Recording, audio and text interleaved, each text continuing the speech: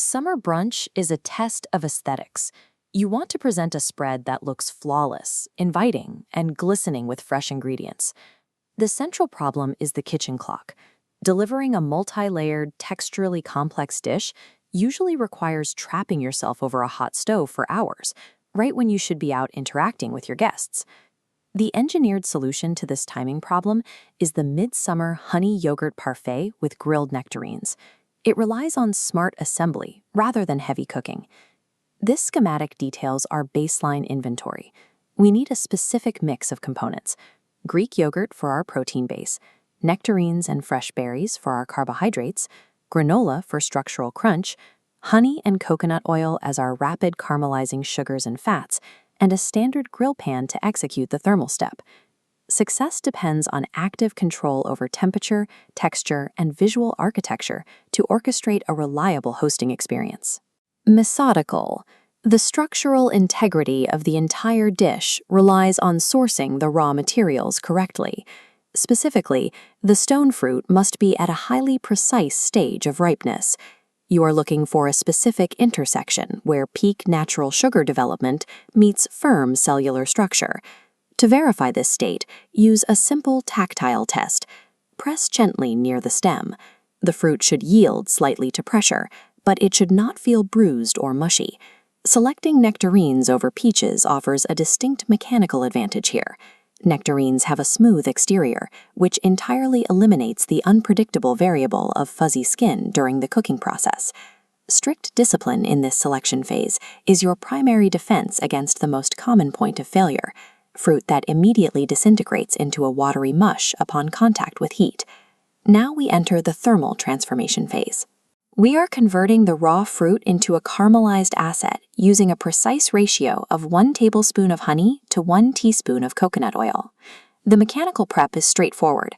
Halve the nectarines, extract the pit, and uniformly coat the cut surfaces with your fat and sugar mixture. Place them cut side down onto a pan over medium heat. This step carries a hard time limit of exactly 2 to 3 minutes. This graph maps the volatile chemistry of honey under heat. As temperature rises, you hit a narrow, optimal golden zone. Leave it on the heat a minute longer, the sugars rapidly degrade, and the temperature sharply spikes straight into the burn threshold. To ensure you pull the fruit off in time, watch for a specific visual cue. The edges of the fruit turn a distinct golden color and harden. This cross-section shows what happens if you skip the mandatory cooling period.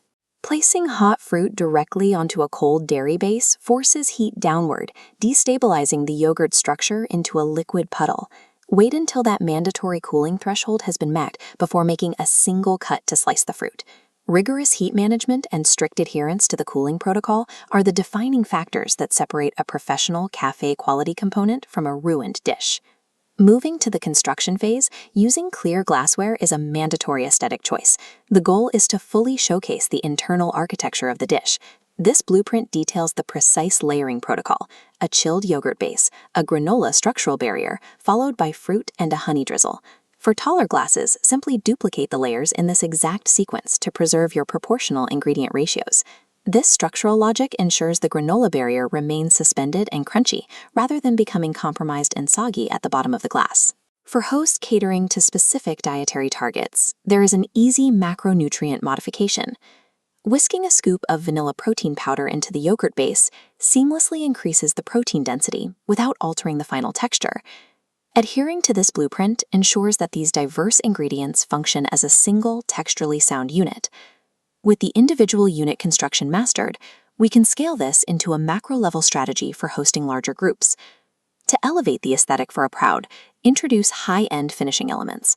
A sprinkle of bee pollen adds a vivid pop of contrasting color, while fresh mint leaves introduce aromatic complexity. This tactical map shows the optimal layout for a DIY parfait bar. By organizing the chilled yogurt bowls, separated dry ingredients, and plated fruit in a linear flow, you optimize guest movement and maintain temperature control across the entire spread.